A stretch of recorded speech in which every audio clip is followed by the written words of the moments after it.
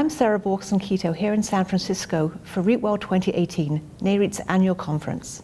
Joining me today is Hap Stein, Chairman and CEO of Regency Centers. Welcome, Hap. Sarah, good to be with you.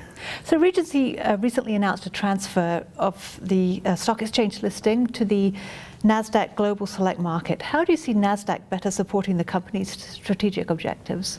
As you can imagine, Sarah, after being on the New York Stock Exchange for 25 years since we went public, we considered the decision very, very carefully. And we already were doing business with and receiving a number of great services from Nasdaq. And they do have best-in-class services from an investor relations standpoint, and that's going to help us a lot. There's meaningful cost savings, and the cost savings will increase as we grow.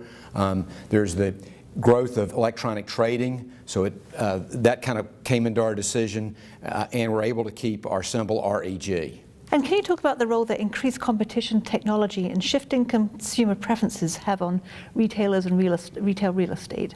So increased competition, the growth of e-commerce, technology are continuing to have a growing impact on retail, and then in turn retail retail real estate.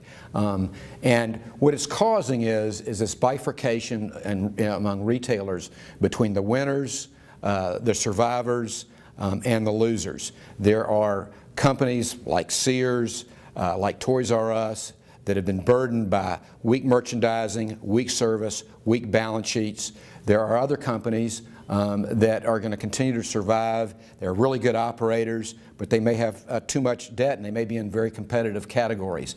Then there are many retailers out there that have the balance sheet, that are offering great service, that are offering a great experience and a great retail proposition, and they're expanding their physical footprints.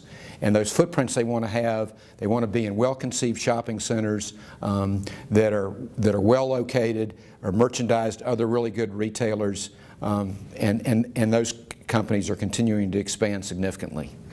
And with the physical retail presence continue to be critical for successful grocers, retailers, restaurants, and service providers? As you can imagine, we've had numerous conversations with a number of our retail customers, the better retailers, the winning retailers, as I just mentioned to you, and they are expanding their footprints. Publix is renovating over 100 stores this year and opening up 30 new stores. TJX is opening up 100 stores across their different platforms. Target has said that the physical store is the key component of their strategy to meet the customer. So this is a key part of their multi-tenant expansion. And the well-conceived, well-merchandised shopping centers that are in trade areas with strong purchasing power that are in Regency's portfolio appeal to these winning retailers, and they're expanding in our portfolio, and that's the reason why our capital allocation strategy, their need for great locations, is the reason why our portfolio is over 95% leased. And in addition to that, the fact that Regency's sector-leading NOI growth of over 3.5% over the last 5 years. That's no accident. It's because of the good strategy and the high-quality shopping centers that we have. Hap, thank you so much for coming. Thank you very much. And for more from REITworld 2018, be sure to visit REIT.com.